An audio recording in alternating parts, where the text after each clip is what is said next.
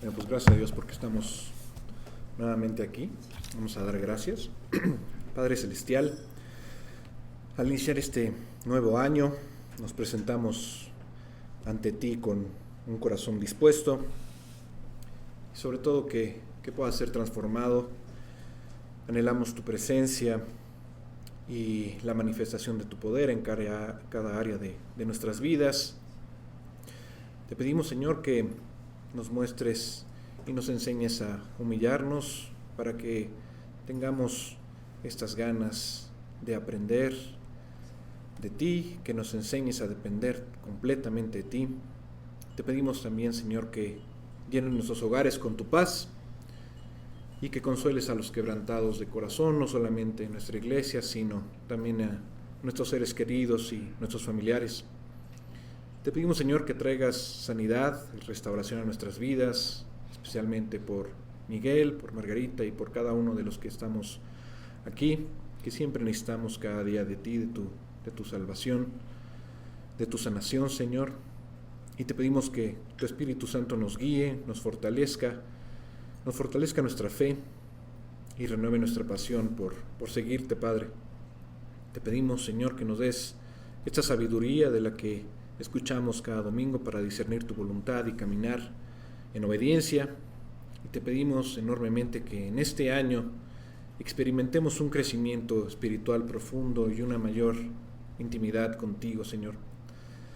Te pedimos que nuestro testimonio sea de gracia para transformación de nuestras vidas y de nuestros seres queridos, de las personas con las que convivimos. Y, Señor, todo esto te lo pedimos en el nombre de Dios Jesús, para tu gloria. Amén.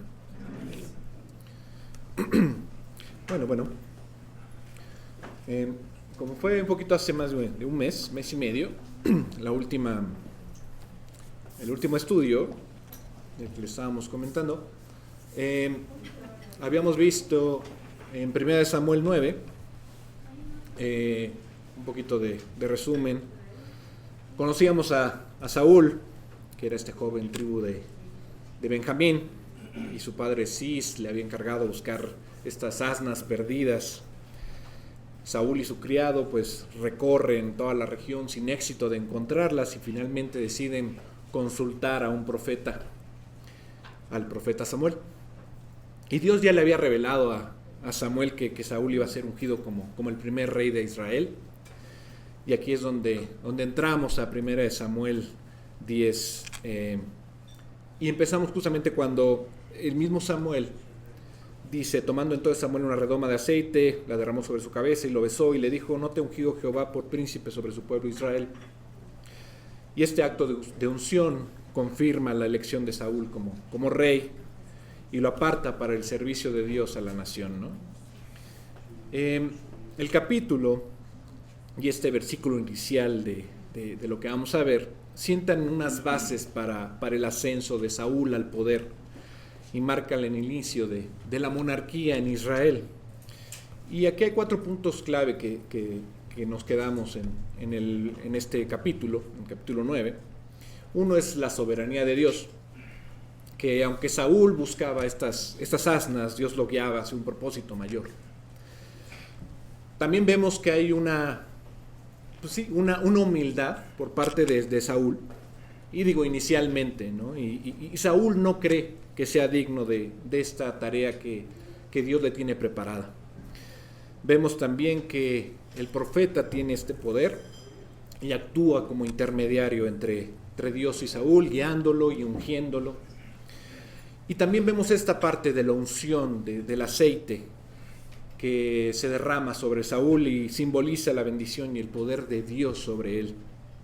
En esencia, 1 Samuel 9 nos muestra cómo Dios, a través de circunstancias ordinarias para cumplir sus planes, nos lleva a cosas extraordinarias, ¿no? De buscar asnas, Saúl le dice: oye, pues ya vas a guiar al pueblo de Israel, ¿no?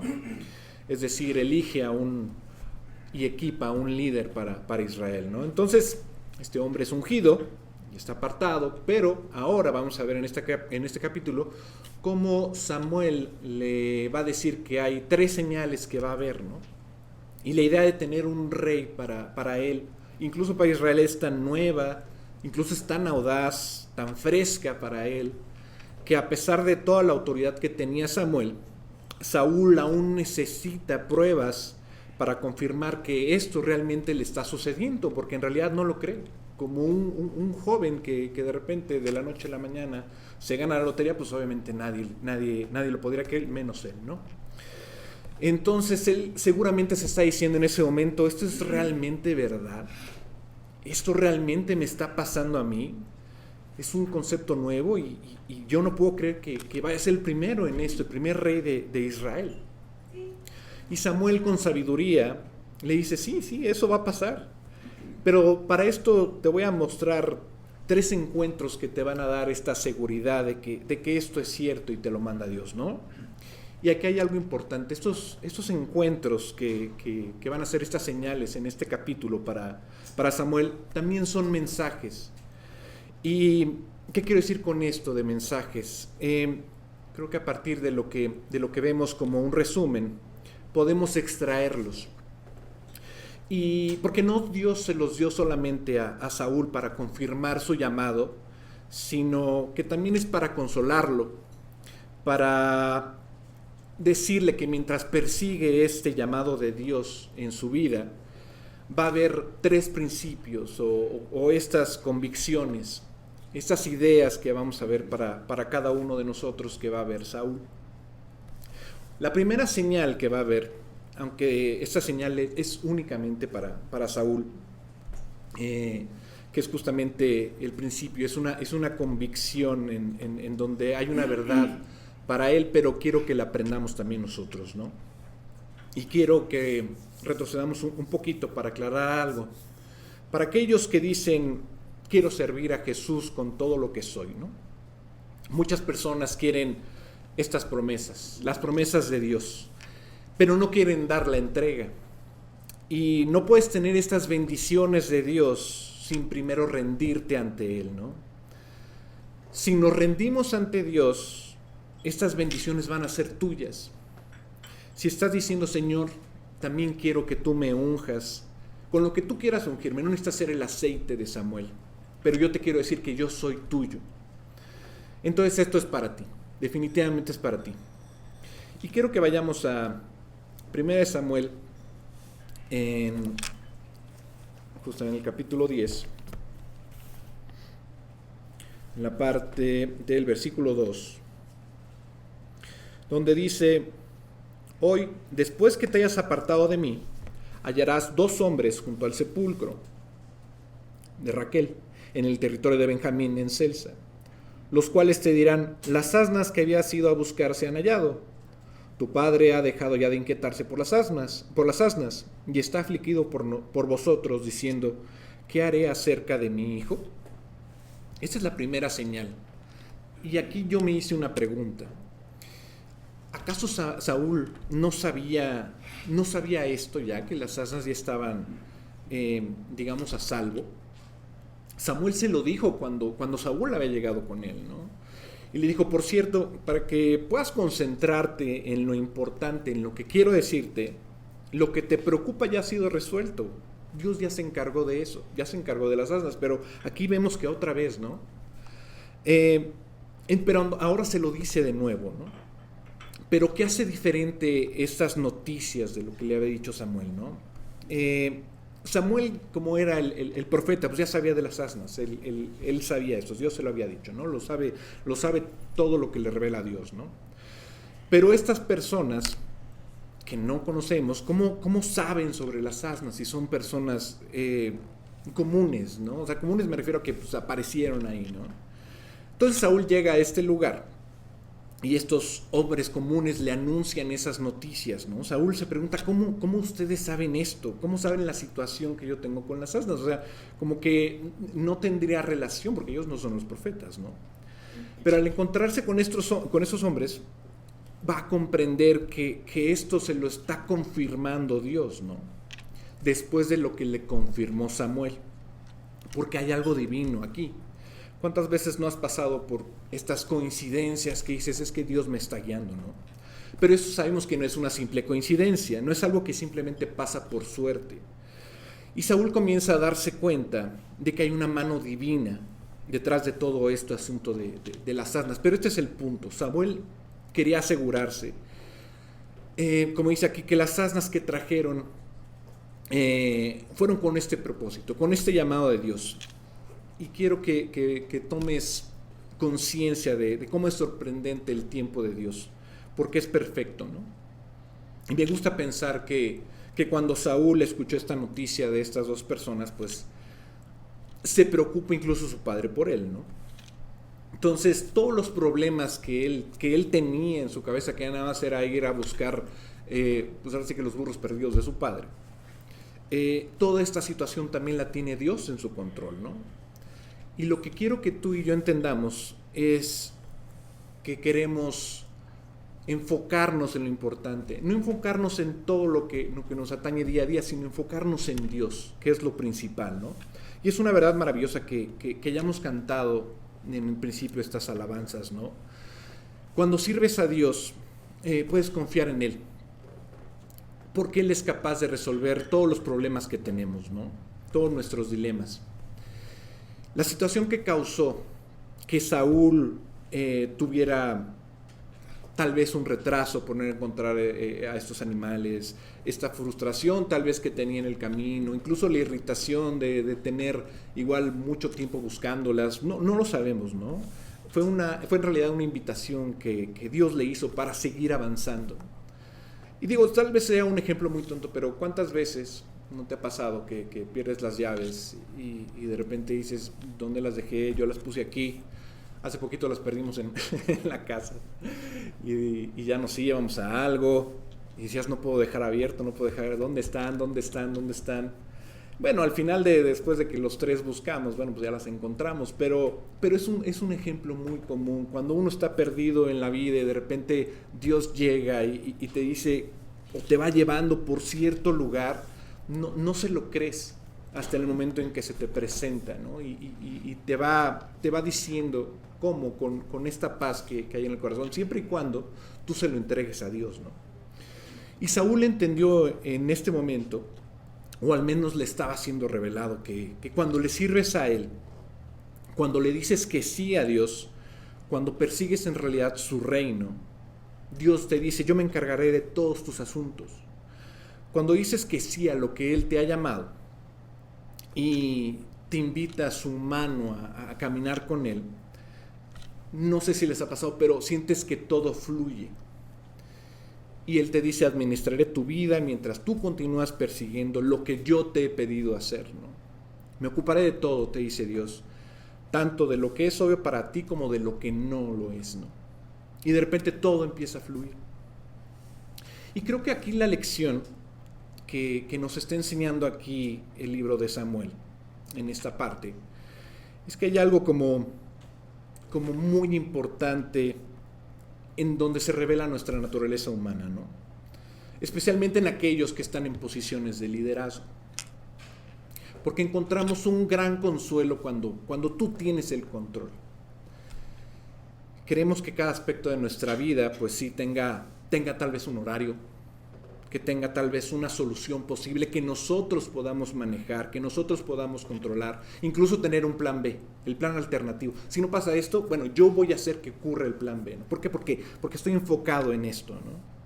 Queremos que todo esté cubierto, ¿no? Y nos perturba cada vez que si hay un área en nuestra vida que sintamos que no podemos manejar o controlar, nos preocupa y nos preocupa todos los días, ¿no? Ahora, me imagino ahora como rey a Saúl y cómo él tendría que aprender de la nada, ¿no? Y justamente pone el ejemplo de las asnas perdidas, que no están bajo su control, pero hay un control soberano. Cuando estaba leyendo esta parte, justamente recordaba a José, ¿no? A José el soñador, como luego se conoce, ¿no? Y esta lección la aprendió al final de su vida. Cuando tú lees Génesis 50:20, hay un versículo que dice, vosotros pensasteis mal contra mí, mas Dios lo encaminó a bien, para hacer lo que vemos hoy, para mantener en vida a mucho pueblo, ¿no? Yo veo que José entendió esto al final, después de todo lo que experimentó, y pudo mirar atrás y decir, esto fue Dios, todo esto lo hizo Dios. Pero en la vida de Saúl, cuando ves la contraparte, Dios no quería que esperara hasta el final, porque sabía que el final de Saúl no iba a ser igual que el de José. Él quería que lo supiera desde el principio. Pero le dice, si tú te entregas a mí, yo voy a estar en control. Y al avanzar en la lectura, hay algo que habíamos visto al principio del libro, que era justamente esta providencia de Dios, ¿no? Que solemos comprender mejor cuando miramos hacia atrás y vemos que todas las cosas fueron por algo. Por eso estamos aquí hoy todos. Dios nos trajo por una o varias circunstancias, pero hoy estamos aquí escuchando la palabra de Dios, ¿no? Y justamente eso es la providencia, ¿no? Es un conducto que logra un fin, y aquí el fin es el de la gloria de Dios. Por eso estamos aquí. Y nosotros estamos llamados a confiar en esta providencia divina, pero desde el principio Dios nos lo dice, nos lo da con su palabra, ¿no? Ya sé que lo comprendas ahorita o no, pero nos lo dice desde este momento, ¿no? Y para mí ese es el punto principal, donde Saúl desde ahora debe creer que todo lo que experimente a partir de este momento está bajo el control de Dios. Básicamente Dios le dice, dedícate a mí y tendrás mi poder, tendrás mi sabiduría, mi gracia y mi provisión detrás de ti. Vas a guiar a toda una nación. Si no lo entiendes, ya hay días en que es más fácil creerlo que en otros, pues va a causar un gran sufrimiento en nuestra vida, ¿no? Y quiero que lo recordemos cuando estés leyendo y cruces por ahí en el libro de Job. Y hoy busqué un versículo justamente que puede bendecirnos muchísimo si en realidad lo apropiamos. Y para mí fue asombroso porque seguramente algunos lo tendrán subrayado o lo tengamos a veces presente cuando estamos leyendo el libro de Job. Pero si tú puedes escucharlo hoy precisamente desde una perspectiva diferente, yo espero que de verdad lo leas de una manera que no has entendido hasta el día de hoy. Yo la verdad sentí como si me golpeara la cabeza, ya sabes, como cuando estás leyendo algo y sientes el coscorrón de Dios así y te despierta. Y dices, ¿cómo me perdí de esto? ¿Cómo me perdí de esta parte? ¿No? Incluso cuando lo subrayas, pero es que tal vez no era el momento en que lo entendieras, ¿no? Es Job 17:11. Y es ahí donde Job da un vistazo a su dolor. Y al menos en una parte, ¿no? Porque el hombre, si tú lo ves humanamente, sufrió terriblemente de formas que tú y yo no podríamos imaginar, no podríamos entender. Pero hay una expresión que revela algo con lo que estoy seguro que tal vez tú te puedas identificar hoy. Mira lo que dice. Dice, pasaron mis días, fueron arrancados mis pensamientos, los designios de mi corazón. Lo voy a leer otra vez. Pasaron mis días y fueron arrancados mis pensamientos, los designios de mi corazón. Yo creo que un hombre que era, pues sí, exitoso, tenía expectativas para su vida, ¿no? Como padre, estoy seguro de que tenía oraciones para el futuro de sus hijos. Y tenía ideas para que su negocio prosperara más. Tenía conceptos de cómo mostrarle a la gente que él tenía a Dios. Y de cómo apuntar a otros para que ellos también creyeran en Dios y que temieran como él temía, ¿no? Pero solamente a través de estos actos y de su caridad, ¿no? Hacia los demás. Que se viera cómo Dios tenía amor por él, como él se lo daba a las demás personas, ¿no? Y ahora dicen, en este momento, todo lo que esperaba de mi vida se ha hecho pedazos. Y es increíble cómo las personas en la vida tenemos una lista de expectativas. ¿Dónde vamos a vivir? ¿Con quién te vas a casar? ¿Qué tipo de persona quieres que sea tu pareja, ¿no? Y tienes esta expectativa, ¿no? ¿En dónde vamos a vivir? ¿Cuántos hijos vamos a tener? ¿Cuánto tiempo vamos a vivir? Si Dios nos dijera, no, pues vas a vivir hasta tal día, tal vez viviríamos diferente, ¿no? Pero no lo sabemos. Y aquí es como si el mismo Samuel supiera exactamente todo lo que va a ocurrir en el futuro de Saúl, ¿no? Y a veces para nosotros esas expectativas pueden estar en un papel, ¿no? En un papel físico, apuntadas, ¿no? Pero muchas veces están en nuestras mentes, están en nuestros corazones, y a veces incluso se expresan en nuestras oraciones, ¿no? ¿Cuántas veces pedimos, no, Dios, por favor, te pido por esto, por mi negocio, por esto? No. Ahora estoy hablando con Miguel de un tema personal, y justamente es, no, yo espero esto, ¿no? Mi expectativa, ¿no? Pero aquí te das cuenta que Job oraba por sus hijos todos los días, tal vez. Y seguramente él dice, debo presentarme ante Dios y no sea que hayan blasfemado contra Dios en sus corazones, ¿no? Es lo que dice Job de sus hijos, tal vez en cada oración que hace, ¿no? ¿Por qué? Porque seguramente cada padre está intercediendo por sus hijos con Dios. Cuando mi mamá dejó de prohibirme cosas porque me había entregado a Dios y yo seguía, obviamente, cruzando los límites, llegó un día y me dijo, yo ya te entregué a Dios, ¿no? Y después me decía, yo oro por ti todos los días. Yo oro por ti en los estudios, ¿no? Por ejemplo, los de hoy, los de los domingos cuando he tenido oportunidad, se me dice, yo oro porque Dios te dé gracia, ¿no? Entonces así, seguramente todos los padres oran por sus hijos, todos los días, y seguramente todos los padres quieren interceder por ellos. Aquí Job, en Job 17:11, pues él dice, ¿no? Todos mis planes se han ido. El tiempo de las cosas, los sueños que he concebido y por los que he orado, pues todo se ha destruido. ¿Ya? Dios ya me lo quitó. Y lo que Job necesita saber, lo entendería al final, ¿no? Después de todas estas pláticas y todo este sufrimiento que tuvo, ¿no? ¿Cuál fue la respuesta de Dios a su dilema? ¿Cuál fue la solución? Dios no explicó la filosofía del sufrimiento, ¿no? Dios no le explicó por qué permite ciertas cosas a algunas personas, no explicó cómo tuvo que tratar con Satanás cuando se le presentó a Dios y de, oye, pues toca Job, no le dijo, voy a glorificarte delante de los hombres en la tierra y esto va a ser registrado en un libro que va a ministrar a miles de personas por generaciones, ¿no? O sea, él le dijo, oye Job, estabas allí cuando yo hice esto, estabas allí cuando yo hice aquello, eres consciente del animal que da luz en esa colina, de cómo se mueve el océano, de las bestias que viven ahí.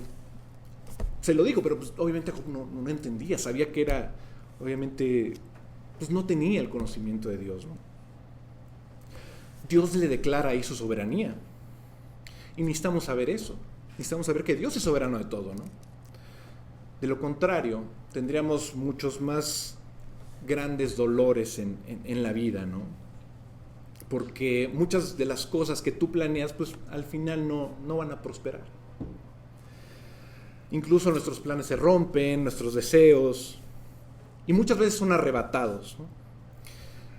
Normalmente estamos en control de cosas muy pequeñas, porque de las cosas más grandes se encarga Dios. Entonces aquí dice, si voy a cuidar de tus asnos, Saúl, voy a cuidar también de tu reino, ¿no? Tenemos que creer eso desde el principio y se lo dijo a Saúl. Pero llegamos a un segundo punto y está en conexión con esto en el versículo de 1 Samuel 10, 3 y 4, ¿no? ¿Cuál es la siguiente señal que le van a dar a Saúl, ¿no? Y dice, y luego que de allí sigas más adelante y llegues a la encina de Tabor, te saldrán al encuentro 3 hombres que suben a Dios en Betel, llevando uno 3 cabritos, otros 3 tortas de pan y el tercero una vasija de vino, los cuales luego que te hayan saludado te darán 2 panes, los que tomarás de mano de ellos, ¿no? Entonces, después del primer encuentro con Samuel, se encontrará con 2 hombres, ellos traerán un anuncio, ¿no? Tus asnos están bien, está resuelto, ¿no? Bueno, la segunda señal son 3 hombres, y estos 3 hombres, pues uno va a tener esto, uno va a tener aquello, pues, y al final pues, otro va a tener estos 3 panes, ¿no? Pero hay un juego de palabras donde le dice Samuel a Saúl, oye, pero de esos 3 panes te va a dar 2, ¿no? Entonces de repente ya empiezas a sumar, eran 2 hombres al principio, luego 3, cada uno va a traer 3 cosas, el último va a traer 3, pero va a dar 2, ¿no? Entonces, bueno, ya empiezas como a hacer números, ¿no? De qué está pasando aquí, qué me trata de decir Dios en esta palabra, ¿no? ¿Recuerdas la condición de los bienes personales de Saúl antes de esto que estamos leyendo. Si no lo recuerdas, en 1 Samuel 9:7 dice: respondió Saúl a su criado: vamos ahora, pero ¿qué llevaremos al varón? Porque el pan de nuestras alforjas se ha acabado y no tenemos qué ofrecerle al varón de Dios. ¿Y qué tenemos? No tienen pan para el viaje, no tienen nada. Lo único que tenían era una monedita, ¿no? Entonces, lo que le dice Samuel, digamos, para después de ungirlo, le dice: mira, tienes un largo viaje a casa, ¿no? Le hubiera podido decir: mira, aquí tienes comida, pero pues en realidad no le está diciendo eso, ¿no? Le está diciendo: pues mira, vas a encontrar en el viaje a unas personas que sí van a traer comida, ¿no? Y van a ser estos 3 hombres y te van a dar 2 pedazos de pan, ¿no? Y ese es el punto. Número 1, Dios es capaz de resolver nuestros problemas, los más comunes, ¿no? Mientras persigamos su voluntad. Pero Dios también es capaz de suplir nuestras necesidades. Y lo que me encanta de esto es que cuando llegan estos hombres, tienen abundancia de cosas, por eso te les está contando, ¿no? Te dice: tienen vino, tienen cabras, tienen más de 2 panes, pero ¿cuántos recibió Saúl de todo esto? No recibió nada de vino, ¿no? Es como si dijera: nos quedamos con el vino y las cabras, ¿no? Pero aquí tienes 2 pedazos de pan, ¿no? O sea, como que nos está tratando de decir Dios, ¿no? Dios no te da lo que quieres, sino te da lo que necesitas, ¿no? No todo el tiempo lo tienes, ¿no? Dios sabe exactamente lo que necesitas, ¿no?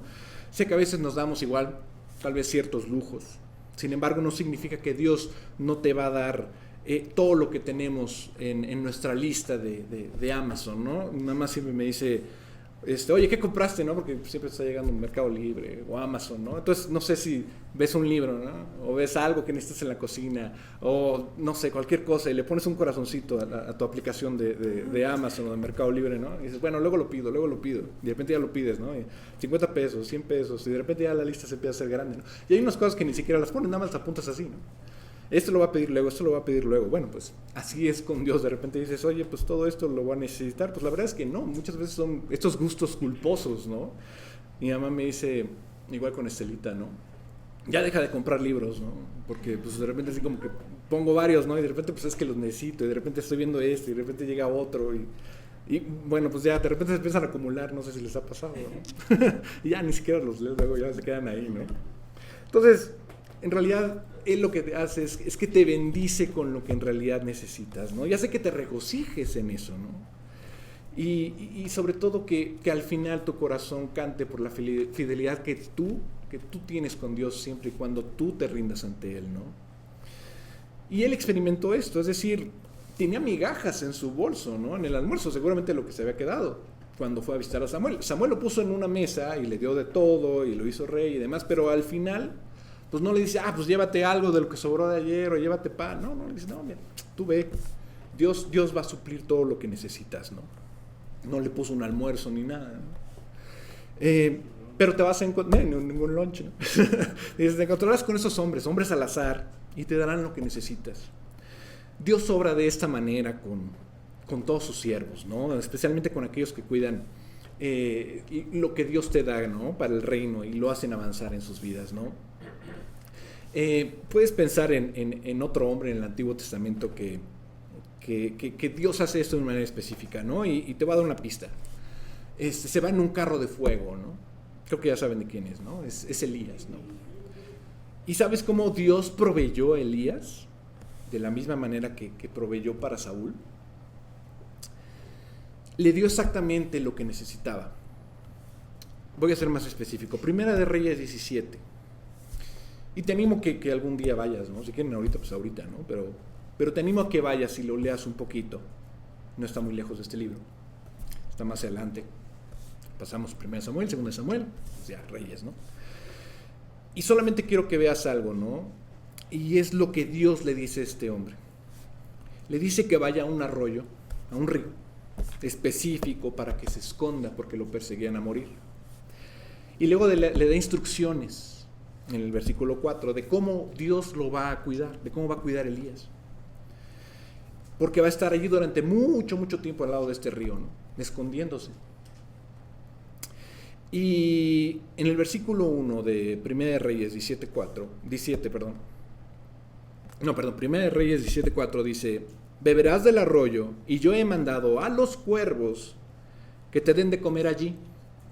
Y él fue e hizo conforme a la palabra de Jehová, pues se fue y vivió junto al arroyo de Querit, que está frente al Jordán, y los cuervos le traían pan y carne por la mañana, y pan y carne por la noche, y bebía del arroyo. Tú me dirás, bueno, pues sí, pues está impresionante que los cuervos le mandaran de comer, ¿no? Pero el punto incluso todavía no es ese, aunque suene impresionante, ¿no? Que te vengan aquí los cuervos y te den de comer, ¿no? Eso no era lo más importante aquí, para mí al menos, ¿no? Imagínate eso. Cada momento cuando te despiertas por la mañana, pues seguramente tienes hambre. Y adivina qué, pues vas a tu alacena, la abres y te preparas algo de comer, ¿no? Lo vemos muy común, ¿no? Algunos, sobre todo los más jóvenes, pues abren su aplicación y pues ven Uber Eats y pues, piden algo, ¿no? O sea, eso es como lo común en nuestros días, ¿no? Y pides lo que se te antoje. Pero aquí Elías tenía que esperar a estos pájaros para que le trajeran su porción para comer, ¿no? Y estoy seguro de que ninguno de nosotros ha sido probado de esta manera hasta el punto de esperar a que los cuervos nos traigan de comer. Y no solo en la mañana porque desayunaba, sino que tenía que esperar unas horas y confiar en que los pájaros vendrían por la tarde y le iban a traer comida justo a tiempo, ¿no? Ahora piensa en esto, 2 veces al día le daban de comer, ¿no? En la mente de Dios para Elías, esto era lo que necesitaba. O sea, 2 comidas al día, suficiente pan, carne para sostenerse durante algún tiempo. Bueno, aquí mucho tiempo. Y lo más increíble de esto es que Elías no tenía la libertad para acaparar esta comida, ¿no? O sea, lo que le trajeran los cuervos, pues no sé cuánto habrá sido. ¿Cuánto puede cargar un cuervo volando? Tal vez su propio peso, no sé. Pero tampoco era como el maná que caía y tú podías recoger todo lo que quisieras, pero no lo podías guardar el día siguiente. Pero podías recoger ya todo lo que quisieras. Al día siguiente iba a caer más, ¿no? Bueno, menos el 7º día, ¿no? Pero tienes que confiar en Dios cada día, ¿no? Y Elías pues tiene que confiar en Dios en cada momento, ¿no? Está bien, Señor, pues aquí voy a estar. ¿A qué hora llegan los pájaros, no? Pues ya como que me dio hambre, el estómago me está gruñendo. No importa, pues yo voy a confiar en ti, ¿no? Y hoy es el graznido de los cuervos y ves a los pájaros desde la distancia y ahí están con comida de sus picos, ¿no? Y trayéndola ante él, ¿no? Pero Dios ama la fe, se complace en ella y Dios orquestó esto para que Elías cada día lo adorara y confiara en Dios y para que vinieran estas aves. Y como saben, no podía acapararlo, pero creo que algo importante era la postura que tenía de su corazón, la intención del corazón de Elías, ¿no? Y este es un caso específico. Hay una hambruna en la tierra, ¿no? Piensa en la tentación, no hay comida, ¿no? No ha llovido en años, tengo que recolectar, tengo que hacer esto. Pues no, Elías decía, solamente voy a confiar en Dios, ¿no? Pero hay algo más asombroso todavía. Piensen en esto y ya estoy a punto de terminar esta parte. ¿Por qué cuervos? ¿Por qué no otra ave? Una ave más grande incluso para que le trajera, pues no sé, como las águilas, ¿no? Que traen hasta cabras, ¿no? No, eran cuervos, ¿no? ¿Por qué cuervos? ¿Qué dice la Biblia acerca de los cuervos? Y les voy a leer algo de cuando empieza, que es Levítico 11:13 al 19, y dice: y de las aves, estas tendréis en abominación, no se comerán, serán abominación. El águila, el quebrantahuesos, el azor, el gallinazo, el milano según su especie, todo cuervo según su especie, el avestruz, la lechuza, la gaviota, el gavilán según su especie, el búho, el somormujo, el ibis, el camalón, el pelícano, el buitre, la cigüeña, la garza según su especie, la abubilla y el murciélago. Son aves carroñeras que se asocian con la muerte y la descomposición. Lo que las clasifica la Biblia como inmundas. La carne en descomposición, ustedes saben, puede albergar una gran cantidad de bacterias, ¿no? Parásitos, toxinas, que son perjudiciales para la salud humana, ¿no? Y algunas se pueden transmitir justamente por este tipo de carne.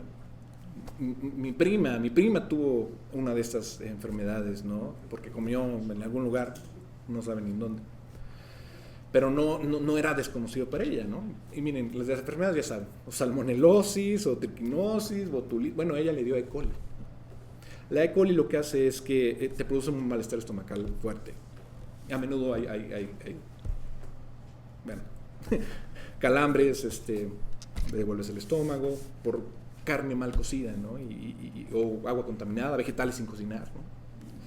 Entonces, para la mentalidad israelita, para el mismo Elías, dice, oye, ¿cómo un cuerno me va a venir a traer comida, no? Si son abominación para el mismo Dios, ¿cómo Dios me va a mandar eso? Bueno, debe ser por algo, ¿no? Él estaba confiando en Dios, ¿no? Y este shock para Elías seguramente es como está bien, yo sé que Dios está haciendo algo, Dios está mandando los cuervos, ok, Dios me va a enseñar algo, ¿no? Y yo quiero terminar aquí con algo y se los dejo ahí de tarea. ¿Sabes lo que dijo Jesús acerca de los cuervos en Lucas 12? Dijo, considerad los cuervos. Pues fue muy específico con el tipo de ave también. Considerad los cuervos. ¿Qué hay acerca de los cuervos? Que ni siembran, ni ciegan, que ni tienen despensa, ni granero, y Dios los alimenta. ¿No valéis vosotros mucho más que las aves? Cuanto más valor tienen ustedes que las aves, ¿no? Dios alimenta a los cuervos, y luego Dios usó a los cuervos para alimentar a Elías.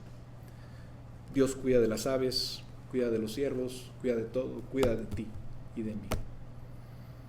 Bueno, aquí les voy a dejar con la duda de qué pasó después. Pero bueno, ahí está la enseñanza de los cuervos. Vamos a continuar con nuestro estudio de Malaquías. Fíjense que la otra vez me pasaron uno de esos videos cortos de muchos, se ha puesto muy de moda el TikTok y los videos cortos luego de YouTube se han puesto muy de moda. Y se me hizo muy interesante ver específicamente esto. Era un joven de aproximadamente 31 años que le daba consejos a jóvenes que estaban dentro de los 20, de sus 20 años, ¿no? 20 años. Me llamó mucho la atención porque él decía, te voy a dar varios consejos que te van a ayudar para cuando llegues a los 31 años. Y decía, uno de ellos es, cuida tu sueño. Trata, no te desveles, no te malpases, trata de dormir bien tus horas, porque es lo que debes de hacer. Otro consejo era, haz ejercicio. Una de las cosas más provechosas que puedes hacer es, haz ejercicio, estás en muy buena edad y te vas a dar cuenta que cuando llegues a los 31 años vas a tener mejor salud que la que pensabas tener, ¿no? Y bueno, daba por ahí algunos otros, no me acuerdo, pero me llamó mucho la atención. Decía, no sigas enojado con tus padres. Si algo hicieron, perdónalos. No, el hecho de que, o sea, ten en cuenta que ellos hicieron lo mejor que tuvieron en sus manos, para darte la educación. Pero me llama mucho la atención un joven de 31 años dándole consejo a jóvenes de 20 años y decía, cierra esa carpeta, ciérrala bien, que no se quede, porque puedes tener muchos problemas por esa falta de perdón a tus papás. Entonces me llama mucho la atención esto, y es que finalmente uno de los principales problemas generacionales entre papás e hijos es la falta de comprensión que tiene el joven hacia el amor paterno. Digo, yo sé que de parte de los papás y de parte de los adultos muchas veces puede haber esa insensibilidad. O sea, tan es así que la Biblia habla de esa relación de padres e hijos de una manera bidireccional. Por una parte le dice a los hijos, obedezcan a sus papás en todo, ¿no? O sea, honra a tu padre y a tu madre, que es el primer mandamiento con promesa para que te vaya bien y seas de larga vida sobre la tierra. Pero por otra parte a los padres les dice que no provoquen a ira a sus hijos. sino o sea, no los provoquen a ira. Entonces es una relación bidireccional, pero me llamó mucho la atención lo que este joven decía, ya pasa a otra etapa, ¿no? Ya no le eches la culpa de todos tus males a tus papás o a las personas que vieron por ti. Y esto nos lleva a ver, a través de lo que estamos viendo en Malaquías, que muchas veces podemos tener esa misma actitud contra Dios, en donde mal entendemos el amor de Dios. De hecho, muchas personas que no creen en Dios dejan de creer porque no entienden el amor de Dios, no lo entienden. Y Dios, en su sabiduría, en su poder, en su soberanía, actúa en determinado momento de diferentes formas. Nosotros no somos nadie para decirle cómo actúe Dios, ¿no?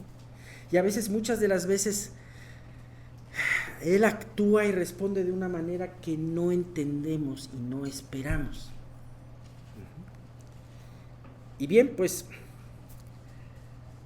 hemos visto todo esto a través del libro de Malaquías, en cierta forma. Y vamos a retomarlo ahorita para continuar. De hecho, el libro de Malaquías es el último libro del Antiguo Testamento, antes de tener ese periodo de más de 400 años, un periodo en donde hubo un silencio de la palabra de Dios, y que se retomó de nuevo la palabra de Dios en la época de Jesús, bueno, más bien hablando de la vida de Jesús, ¿no? Posterior a que él pisó la tierra. Y vemos la forma muy especial en que fue diseñado este libro. Fue diseñado como una especie de diálogo, y ahorita lo vamos a ver por qué.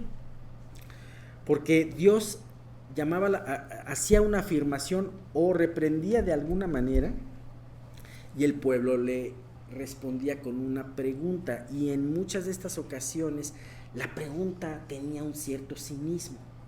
Entonces, hemos visto cosas maravillosas y de alguna manera algunas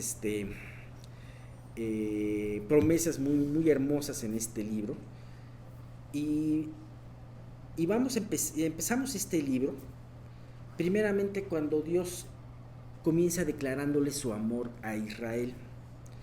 ¿Y saben qué le responden ellos? Le responden con una pregunta cínica: ¿en qué nos amaste? Malaquías 1:2.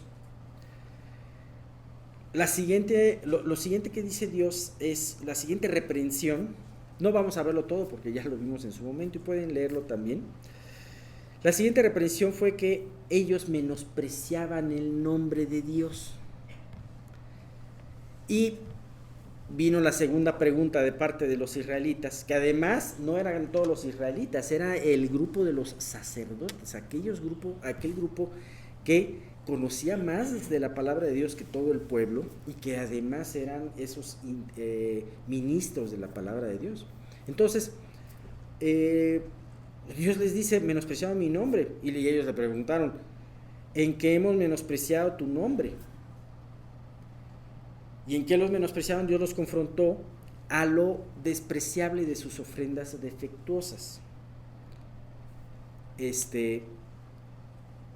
Con eso me deshonran, y esto llevó a que viniera la tercera pregunta cínica: ¿en qué te hemos deshonrado? Ajá. Entonces, Dios les dice: pues ¿en qué me han deshonrado? En que han deshonrado el altar, han deshonrado mi nombre, en que han traído ofrendas defectuosas, han traído no lo mejor para mí, sino lo que les sobra. ¿Se acuerdan que en ese entonces hablábamos del regalo roperazo, ¿no? Y que varias veces algunos hemos recibido esos regalos. Y bueno, es la tercera pregunta, ¿no? Y Dios, con toda esa falta de respeto, posteriormente lanza una reprimenda en contra de los sacerdotes, prometiendo maldecir sus bendiciones. Dios había puesto a través de Moisés, esto lo podemos ver en el capítulo 6 de Número, les puso una bendición muy hermosa que hoy en día se conoce como la bendición sacerdotal. Ajá. Y Dios en ese momento dice, les voy a quitar esa bendición y voy a maldecir sus bendiciones, voy a dañar su sementera y hacerlos viles delante de todo el pueblo. Y es más, en vez de ser esa bendición, él prometió que iban a ser como ese estiércol o como esos desechos que eran echados fuera del campamento, ¿no?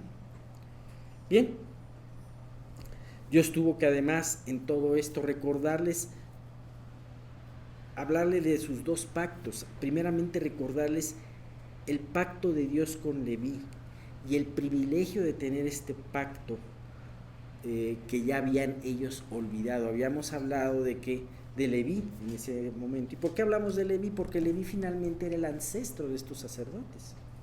Dios escogió la tribu de Leví para que fueran los ministradores de Dios delante del pueblo, y que fueran los oídos del pueblo delante de Dios.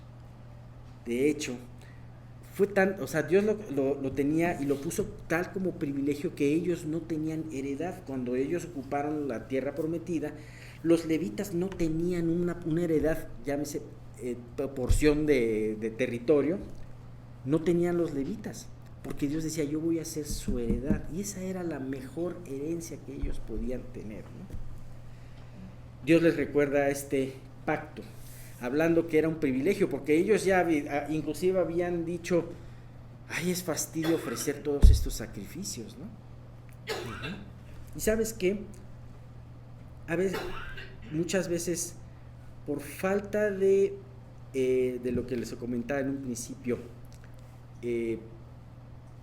valorar el amor de Dios, aún la vida que Dios nos da, podemos menospreciar. Rutinaria, poco divertida, con muchas cosas que tenemos que ver,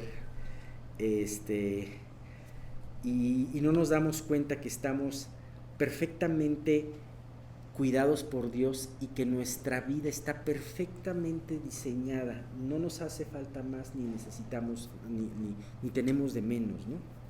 Es impresionante eso.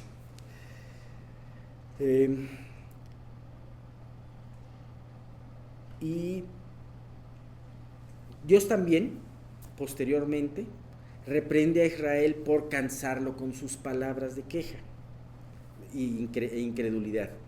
Y entonces ellos responden con su cuarta pregunta cínica: ¿en qué te hemos cansado, Dios? Ajá. Y sí, o sea, de alguna manera esta pregunta y esto que le reprende Dios es muy parecido a lo que ahora vamos a ver. Ahorita lo tratamos en este asunto. En el capítulo, esto lo vemos en los dos primeros capítulos. En el capítulo 3, en un principio Dios hace un paréntesis y anuncia la venida de un mensajero que preparará la venida de nuestro Dios.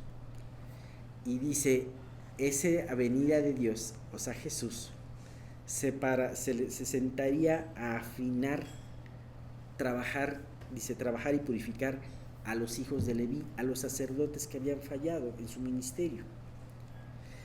Y dice posteriormente, Dios no cambia, y Dios sigue teniendo misericordia de su pueblo y de sus sacerdotes. Por esa razón, el pueblo seguía y no había sido consumido. Así que los exhorta inmediatamente, también en Malaquías 3, a volverse a sus leyes, a lo cual, una vez más, el pueblo le hace una pregunta: ¿en qué hemos de volvernos? Y dice el Señor inmediatamente, al hablar de todo esto, les dice: es que ustedes me han robado. Y ellos respondieron con la sexta pregunta: ¿en qué te hemos robado? Y entonces la respuesta en Malaquías 3:8 dice, en vuestros diezmos y ofrendas. Y bueno, hasta ahorita en todo esto, ya cada uno de estos puntos los vimos con más detalle. Vemos un hilo conductor en donde vemos a un Dios misericordioso y paciente y enfrenta a cada una de sus preguntas y enfrenta con cada una de sus reprensiones a un pueblo carente de amor para con él. Pero ¿por qué el pueblo carecía de ese amor? Por la incredulidad que ellos tenían del amor de Dios. Fíjense, si ustedes lo noté desde un principio, ¿cuál fue la primera declaración de Dios en este libro? Yo os he amado. Dios empieza su último libro de la Biblia declarándoles el amor a su pueblo. Un pueblo que estaba frío. Un pueblo que aún sus sacerdotes decían, qué fastidio es servir a Dios. Y Dios les decía, yo os he amado. Y claro, la pregunta es, ¿en qué nos ha amado? Ajá. De la misma manera, cuando a un hijo se le deja de dar algo por alguna razón, o no se le da un permiso, o se le reprende en algo, seguramente le preguntas a ese muchacho, ¿te ama tu papá? No, no me ama mi papá.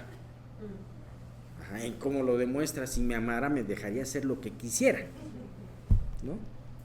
Entonces, de la misma manera, como este muchacho de 31 años decía, ten en cuenta esto, llévate bien con tus papás, acuérdate, o sea, perdónales y acuérdate de que ellos te aman, ¿no? De la misma manera, Malaquías, o sea, le está diciendo al pueblo, o sea, lo más importante que debes tú de tener en cuenta es no olvidarte de ese amor de Dios. Esta pregunta que dijo, ¿en qué nos ha amado? Pues sí, ellos podrían ver a su alrededor enemigos, podrían ver un templo que habían reconstruido y que no se comparaba al templo que había hecho Salomón. Podrían ver muchos de sus familiares en el cautiverio. Como ahora muchas personas pueden decir, si Dios existiera o si Dios nos quisiera, arreglaría la pobreza del mundo o arreglaría las guerras, los conflictos. Y lo que pasa es que no entendemos el amor de Dios. No entendemos también que muchas veces el amor de Dios significa dar 2 pasos para atrás para enseñarte las consecuencias de tu pecado. Ajá. Parece como si Dios se hubiera olvidado del mundo, pero no, simple y sencillamente se echó atrás para que el hombre nos enfrentemos. ¿Por qué? O sea, mucha gente culpa a Dios de lo que pasa, pero ¿cuántos invocan su nombre? Y eso es algo muy importante que ver, ¿sabes? Pero nosotros podemos ver todos estos pecados que Dios les mencionó a través de todo el libro, el menosprecio de su santo nombre, los sacrificios despreciables que ellos ofrecían, el fastidio de su servicio, el olvido de su pacto de Leví con Dios, aún también el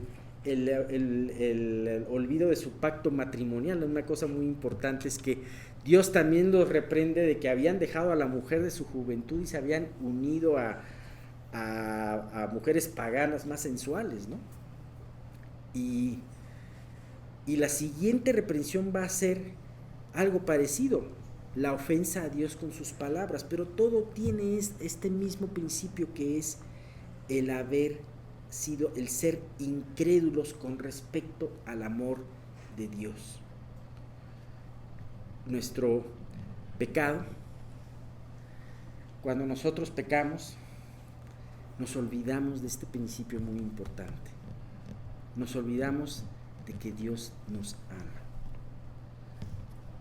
Y menospreciamos lo que Él tiene para nosotros. ¿Sabes? Nosotros ni siquiera nos podemos jactar de que podemos cumplir el mandamiento de amar a Dios. Y podríamos pensar, si yo te dijera es que el principio es que tú debes de amar a Dios. No, ese no es el principio, es un punto muy importante. Pero tú no puedes amar a Dios. Y si te haces a la voluntad de amar a Dios, no lo vas a poder amar a Dios como Dios te pide que tú lo ames.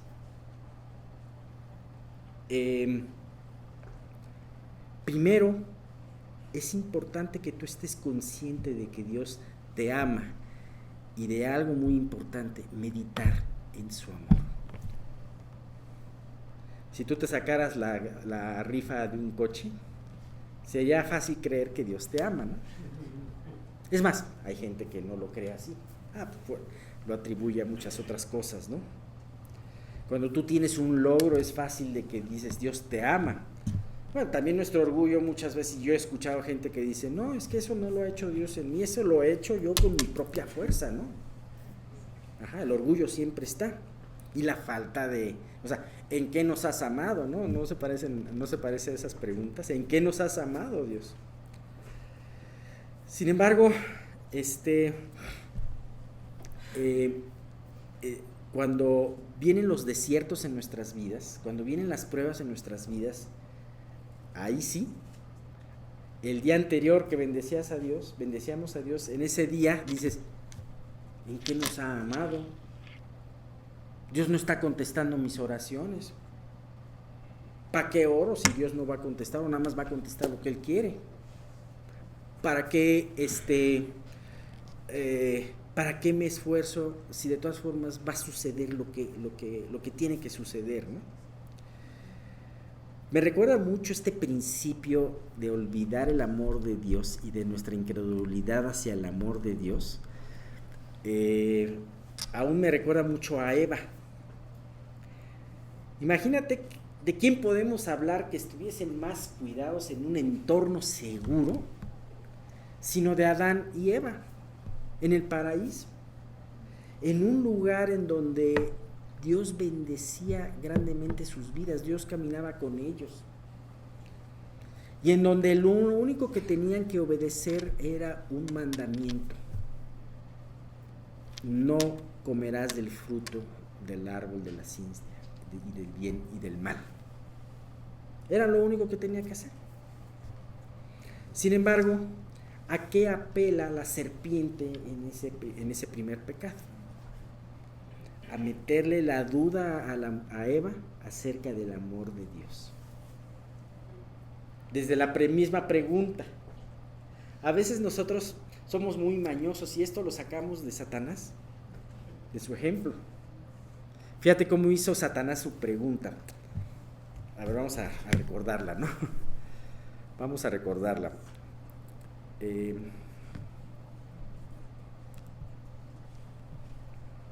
Esto está en Génesis 3.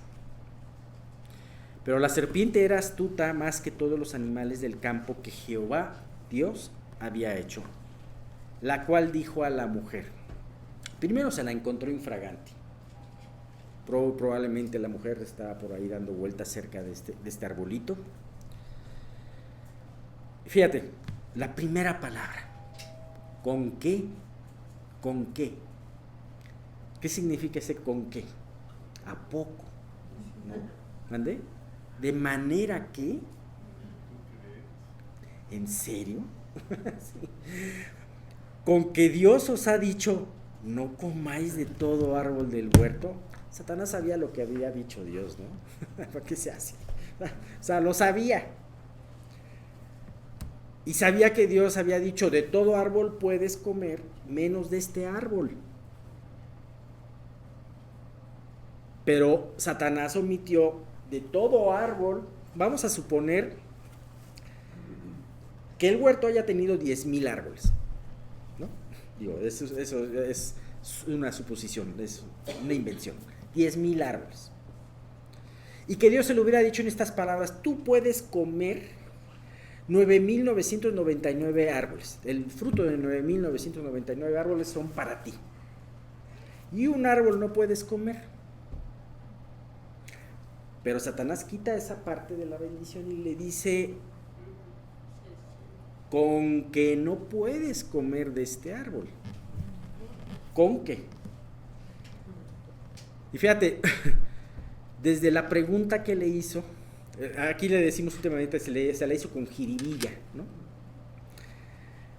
le está dando a entender a Eva y está metiendo esa cuña entre Dios y Eva, que de hecho la logró meter, y le dijo: ¿sabes qué, Eva? ¿Estás segura que Dios tiene lo mejor para ti?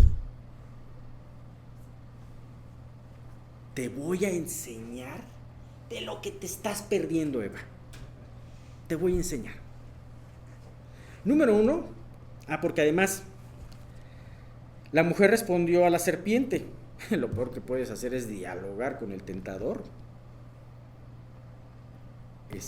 Muchos años después, José no dialogó con la mujer que lo estaba tentando, sino que se echó a correr. La mujer respondió a la serpiente: del fruto de los árboles del huerto podemos comer. Eso lo dijo bien. Y dijo lo primero: no, espérate, o sea, Dios no dijo eso. Del fruto de los árboles podemos comer. Pero fíjate cómo ya estaba ella tocada o sea, sí había recibido una estocada. Le dijo: pero del fruto del árbol que está en medio del huerto, dijo Dios, no comeréis de él. Hasta ahí estaba bien. Ni le tocaréis. Eso Dios no lo dijo. Dios no dijo que si lo tocaban, pecaban. Simple y sencillamente Dios dijo: del fruto del huerto, del fruto de ese árbol no lo comerás. Dice: no le comeréis ni le tocaréis para que no muráis. O sea, ya no estaba diciendo la mujer el mandamiento de Dios. De alguna manera esa estocada la había llevado a olvidar esto, ese pequeño detalle, pero que puede ser un detalle muy, muy grande. Y entonces la serpiente le dijo: no moriréis. O sea, no llegó Satanás y le dijo a la mujer: ¿sabes qué? Dios es un mentiroso y Dios es... No. Sino simple y sencillamente con la forma como le formuló la pregunta, la empezó a hacer dudar. Cuando la mujer cayó, le dijo: no moriréis. Y entonces sí fue directamente, le dijo algo que sí estaba en contra de lo que Dios le había dicho. Dios le había dicho: sí vas a morir, y Satanás le dijo: no vas a morir. Y dice: sino que sabe Dios, fíjate, sabe Dios algo que no te dijo. Se está guardando algo. Sabe Dios que el día que comáis de él, serán abiertos vuestros ojos y seráis como Dios, sabiendo el bien y el mal. ¿Qué estocada le dio? Sabe Dios, te está guardando algo. Dios no te está dando lo mejor. Sí, creó un árbol, en un huerto en donde puedes convivir con animales preciosos y puedes beber agua cristalina y tienes un clima perfecto y puedes comer de 9,999 árboles. Pero no tiene lo mejor porque ese se lo está guardando para él. Y entonces le dice Satanás una mentira a medias, o vamos a hablar de una verdad a medias, que muchas veces una verdad a medias es más dañina que una mentira total. El veneno se puede poner en un jugo de naranja y te lo puedes tomar como si nada, ¿no? Le quita, o sea, no te vas a tomar algo amargo. Y entonces le dice: sí, le dice varias cosas. Van a ser abiertos vuestros ojos, y sí fueron abiertos sus ojos. Van a saber el bien y el mal, o sea, van a ser como Dios. Espérate, y eso se ha de haber quedado así. Sabiendo el bien y el mal. Sí, ya iba, y efectivamente, Dios sí sabía el bien y el mal, pero no iban a ser como Dios.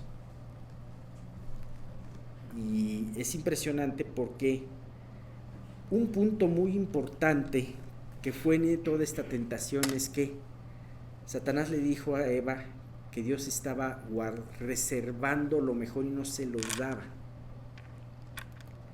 Sabes que Dios no te ama tanto como tú crees. Te voy a hacer dudar del amor de Dios. Eva estaba vulnerable porque estaba cerca del árbol, se puso a dialogar con una serpiente que no tenía por qué dialogar con la serpiente. Y sabes que muchas veces nosotros estamos muy vulnerables ante esas voces que podemos escuchar.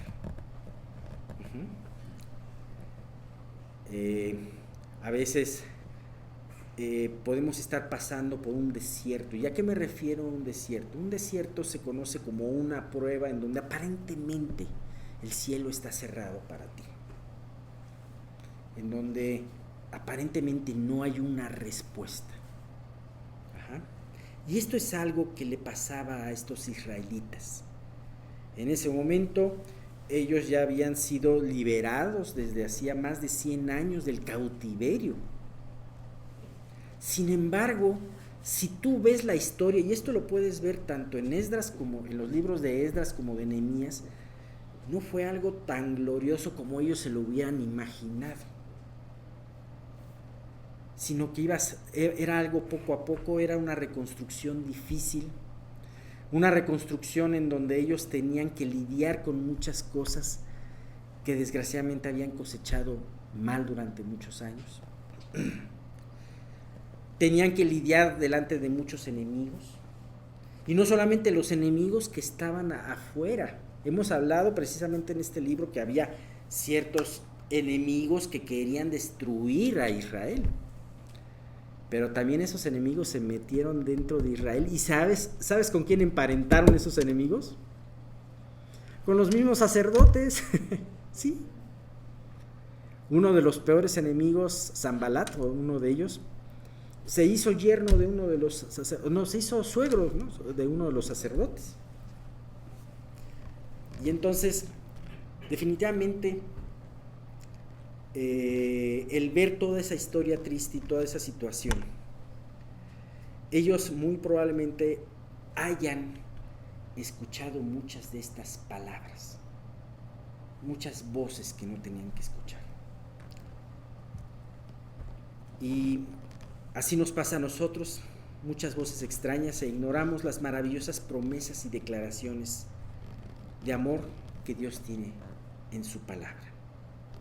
Eva, había un mandamiento que Dios había hecho, y no le dijo a Eva, no lo tocaréis. Dios no habló de eso, simple y sencillamente no comeréis de ese fruto. Pero de alguna manera ya había olvidado un poco ese mandamiento, y muchas veces cuando olvidas ese mandamiento es que olvidas el espíritu del mandamiento, la forma del mandamiento, lo que Dios tiene atrás de eso.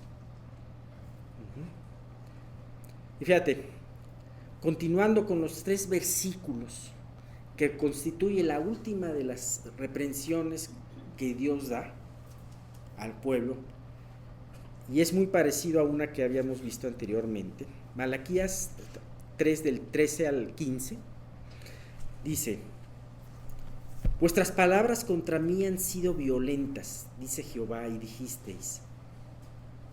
La 7ª pregunta: ¿qué hemos hablado contra ti?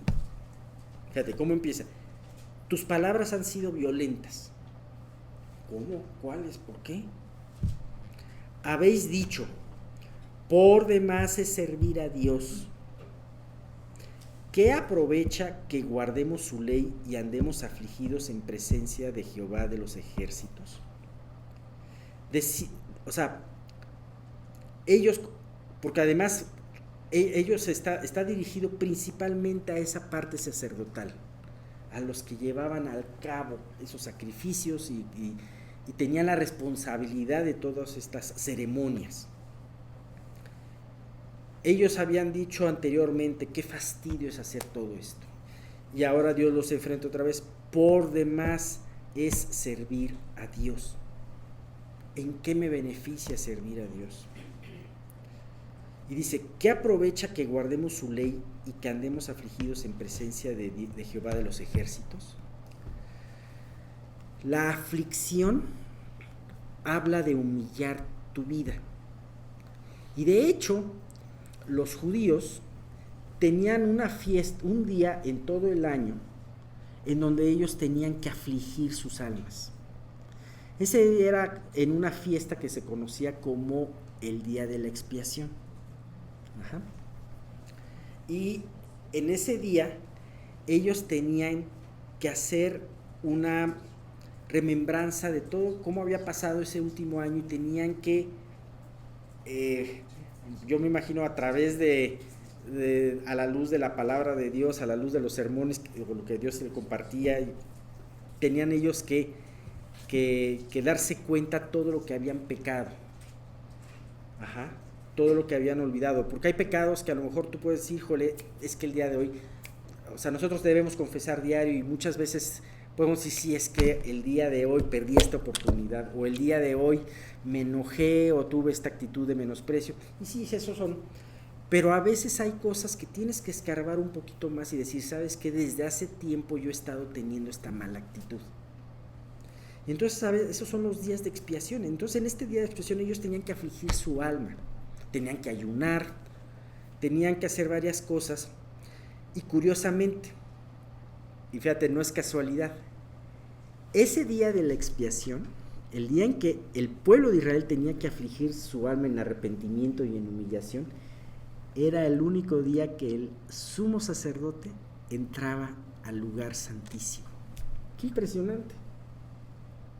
En ninguna otra fiesta, ni en la Pascua, ni en la fiesta de los tabernáculos, ni en ninguna otra de las siete fiestas que Dios les había mandado, sino solamente en ese día, en el día de la expiación. ¿Sabes qué? Es la manera en que nos afligimos y nos humillamos como podemos entrar al lugar santísimo, a la presencia de Dios. Ese es un punto muy importante. Por eso, benditas las pruebas. Y por eso, benditos los desiertos en los que a veces nos encontramos. Pero muchas veces, en vez de ver esto y meditarlo bajo los ojos de Dios, decimos, como Malaquías 3:15, decimos pues ahora, bienaventurados son los soberbios y los que hacen impiedad, no solo son prosperados, sino que tentaron a Dios y escaparon. ¿Sabes? A mí me impresiona esto porque tú podrías pensar, claro, es que esto lo dijeron porque ellos ya estaban apostatando de la fe, eran grandes apóstatas. No. Digo, algunos sí. Pero seguramente hubo a quienes estaban apostatando francamente mucho y a lo mejor dijeron, ay, Malaquías, no te voy a hacer caso. Pero hubo gente que sí hizo caso y hubo gente que a lo mejor delante de su vista vivía bien y decía, no hay problema, estoy viviendo bien, estoy cumpliendo con lo que tengo que hacer, estoy asistiendo a la iglesia regularmente o estoy asistiendo al templo regularmente, estoy ofrendando lo que tengo que ofrendar, estoy teniendo mis tiempos diarios con Dios. Sí, pero acuérdate que todas estas enseñanzas están puestas también para que las escuchemos y podamos meditar en nuestra vida. Y muchas veces estamos viviendo de esta manera, pero estamos viviendo como la iglesia de Éfeso, habiendo dejado nuestro primer amor a Dios. Y eso no podemos hacerlo. Yo creo que de todas las iglesias que vemos en el Apocalipsis, una de las que vivían mejor en apariencia era Éfeso. ¿Qué más querías? Una iglesia que cumplía la palabra de Dios. Estuvo en un principio, era una iglesia, para cuando Juan el apóstol escribió a las iglesias, era aproximadamente en el año 90-95 después de Cristo. Jerusalén ya estaba destruida. Bueno, esa iglesia de Éfeso fue fundada por unos creyentes y Pablo fue uno de los primeros apóstoles que llegó a esa iglesia y llegó antes del año 60. Vamos a suponer que esa iglesia ya tenía 30, 40 años de existencia para cuando Juan habló estas palabras. Y ellos ya habían aprendido a vivir la vida cristiana y hacían cosas correctas. Por ejemplo, probaban a los que decían ser apóstoles y no los eran y los echaban. No caían en doctrinas falsas como la doctrina de Balaam o la de los Nicolaitas, que es lo que hablan.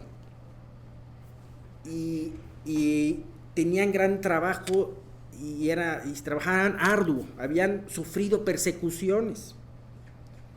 Sin embargo, habían perdido lo más importante, que era su primer amor. ¿Y qué es lo que les decía Jesús? Si no haces las obras primeras, vendré y te quitaré tu candelabro, que significa el Espíritu Santo, que significa la llenura del Espíritu, que significa que la iglesia esté viva. ¿Sabes? Por ese detalle, el primer amor. ¿Y sabes cómo empieza ese primer amor? ¿Cómo recuperas ese primer amor? Acuérdate de los detalles. Acuérdate del amor de Dios para contigo. A lo mejor hoy escuchas esto y piensas, yo no tengo ese problema y no creo que lo vaya yo a tener. Me siento muy firme, me siento muy cimentado. Nada más acuérdate que la palabra de Dios habla de inclusive creyentes que tuvieron esa situación. Tenemos el ejemplo de Asaf. Ustedes conocen a Asaf, ya lo hemos visto en los Salmos. Asaf era uno de los principales cantores en la época de David y fue uno de los principales compositores de los Salmos. Y en uno de los Salmos habla precisamente de este problema que tuvo, en el Salmo 73. Dice en el Salmo 73, versículos 2 y 3 dice: en cuanto a mí, casi se deslizaron mis pies, por poco resbalaron mis pasos, porque tuve envidia de los arrogantes, viendo la prosperidad de los impíos. Él estaba viendo todo esto, veía que gente muy arrogante, gente que no conocía a Dios, gente que inclusive blasfemaba, era prosperada. Sin embargo, ¿cuál fue? Vemos también que esta fue una exhortación que David hizo en el Salmo 37, versículos 1 y 2, cuando dijo: no te impacientes a causa de los malignos, ni tengas envidia de los que hacen iniquidad, porque como hierba serán pronto cortados, y como la hierba verde se secarán. Y aún en el Nuevo Testamento nos hace esta exhortación en Gálatas 6:9. No nos cansemos pues de hacer el bien, porque a su tiempo segaremos si no desmayamos. Bien, pues vemos, no te sientas seguro, porque aún estos hombres de Dios pudieron experimentar esto y decir, ¿sabes? A mí me pasó esto, como dijo Asaf. Pero, ¿cuál fue la situación y qué fue lo que él hizo para poder recordar estas obras, para poder volver a ver la situación con los ojos de Dios? Porque Asaf, cuando pensó esto, dijo: cuando pensé para saber esto, fue duro trabajo para mí. Sin embargo, en el versículo 17 del Salmo 73 dijo: hasta que entrando en el santuario de Dios, comprendí el fin de ellos.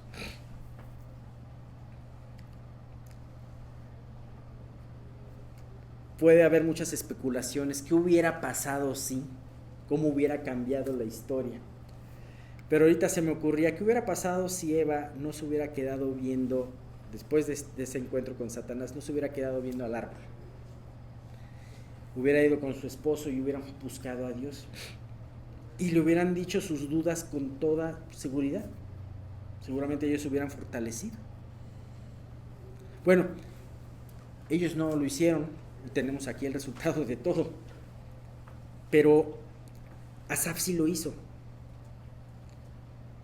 Cuando empezó a considerar el portarse como incrédulo, él entró al santuario de Dios y empezó a ver las cosas con los ojos de Dios. Ahora, ¿cuál es el santuario de Dios? Ahorita no hay un santuario de Dios. En la época de Asaf estaba un tabernáculo y estaba un arca del testimonio. Esos podían ser los santuarios de Dios.